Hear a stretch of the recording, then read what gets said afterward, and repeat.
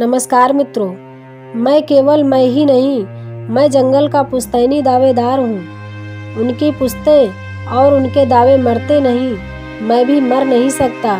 मुझे कोई भी जंगल से बेदखल नहीं कर सकता। उलगुलान उलगुलान उलगुलान। कवि हरिराम की ये पंक्तियाँ आदिवासियों के हक और अधिकार और उनके साथ साथ संघर्षों की एक कहानी बयां करती है, जो उपनिवेशवादी अंग्रेजी सरकार, साहूकार और जमींदारों अमानवीय नीतियों पर कड़ा प्रहार करती है और भारत के 2/3 क्षेत्र पर कब्जा जमाए अंग्रेज सरकार जब आदिवासियों पर वन्य कानून लादकर उनके जल जंगल जमीन के अधिकारों को नियंत्रित करने की कोशिश करती है, तब अपने कुदरती अधिकारों के संरक्षण में उलगुलान का नारा देते हुए अपने अनपढ़ आदिवासी भाइयों में क्रांति की ज्वाला भड़काने वाले बिरसा मुंडा की ये कहानी बड़ी ही प्रेरणादायक है। तो आइए मित्रों, जानते हैं देश के एक महान क्रांतिवीर बिरसा मुंडा जी के बारे में। बिहार का दक्षिणी क्षेत्र, जो वर्तमान झारखंड के रांची जिले का पहाड़ी और जंगली इलाका है, सदियों से विभिन्न आदिवासी जनजातियों का ये गृह स्थान है। तब के बंगाल प्रेसिडेंसी ने आने वाले इस क्षेत्र में मुंडा जनजातियों की विपुल मात्रा में निवास करती थी। घास काटना, भेड़ बकरियां चराना, लकड़ियां इकट्ठा करना जैसे दैनिक कार्य करने वाले इन आदिवासी जनजातियों का जीवन पूर्णतः जंगल की संप्रदायों पर निर्भर था।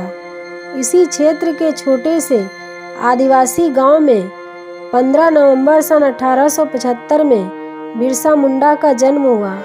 इनके पिता का नाम सुगना मुंडा था और माता का नाम कर्मी पुत्री था।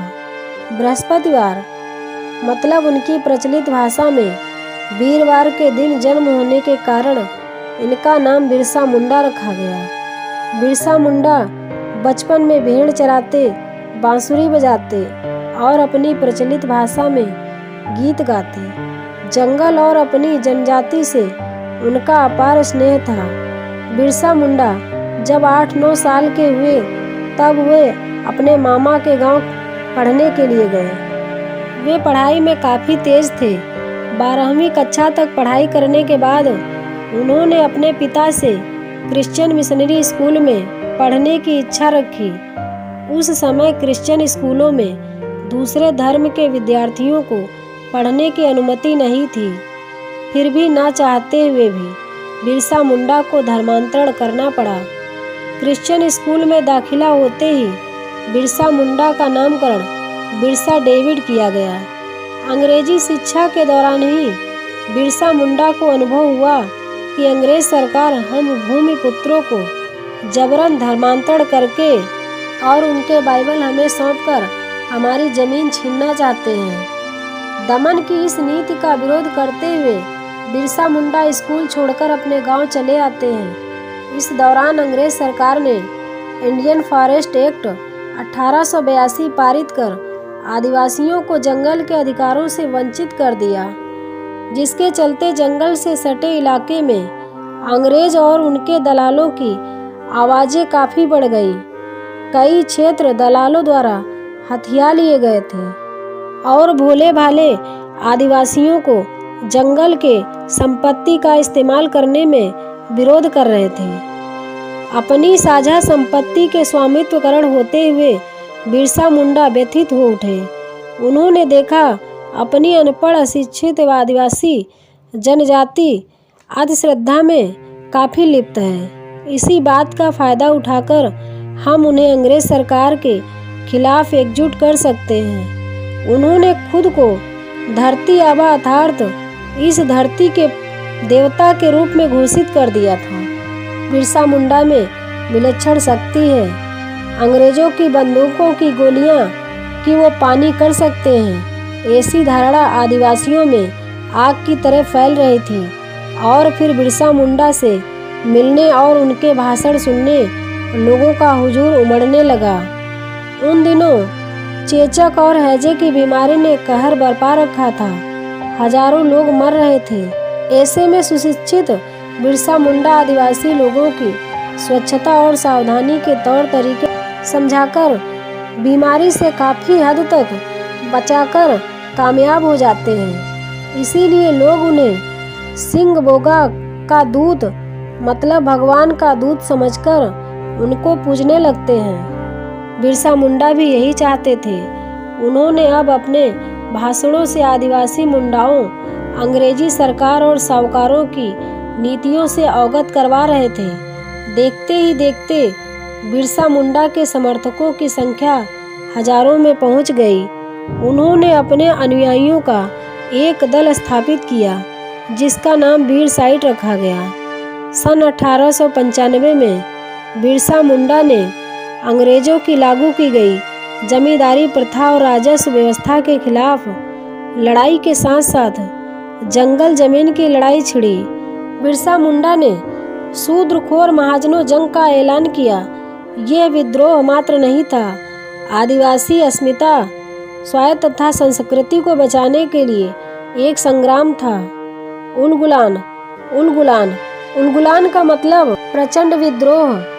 बिरसा मुंडा ने अबुआ दिसुम, अबुआ राज यानी हमारा देश हमारा राज का नारा देते ही देखते छोटा नागपुर के सभी आदिवासी जंगल पर दावेदारी के लिए बोल बंद हो गए। अंग्रेजी सरकार के पांव उखड़ने लगे। महाजन, जन जमींदार, सामंत उलगुलान के भय से कांपने लगे।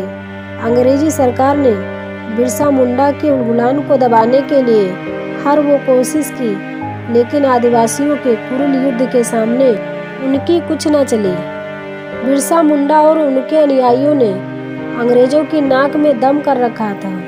सन 1899 के दिसंबर महीने में क्रिसमस की रात वो पूर्ण क्रांति की घोषणा करते हुए अंग्रेजों और दलालों के ऊपर भारी आक्रमण कर देते हैं। इस हमले से कई दलाल और अंग्रेज अधिकारी मौत के घाट उतार दिए जाते हैं। कई पुलिसकर्मियों भी मार दिए जाते हैं। उनकी संपत्तियों को जलाया जाता है। इस घटना से दलाल और जमींदार बिरसा मुंडा के नाम से भयभीत हो उठते हैं। अंग्रेजी सरकार बिरसा मुंडा पर 500 रुपये का इनाम रखती है। सोमवाड़ी पहाड़ी पर बिरसा अपनी विशाल जनसभा को संबोधित कर रहे थे, तभी अंग्रेज सिपाही उन्हें चारों तरफ से घेर लेते हैं। अंग्रेज और आदिवासियों के बीच भीषण संघर्ष युद्ध होता है। बंदूक तोप का सामना तीर धनुष से भला कब तक करते। औरतें और बच्चे समेत बहुत ही लोग मारे जाते हैं। अंत में स्वयं बिरसा मुंडा भी 3 फरवरी 1900 में चक्रधरपुर में गिरफ्त कर लिए जाते हैं। जल जंगल जमीन के अधिकार को प्राप्त ये तूफान आखिरकार गिरफ्त हो जाता है। गिरफ्तारी के दौरान अंग्रेजी सरकार बिरसा मुंडा पर काफ़ी जुल्म उठाती है। कई अत्याचार सहने के बाद 9 जून सन 1900 के दिन बिरसा मुंडा को वीरगति प्राप्त होती है। बिरसा मुंडा ने केवल अपनी 25 साल की उम्र में समस्त देशवासियों को स्वाभिमान और स्वतंत्रता का अद्भुत पाठ पढ़ाया।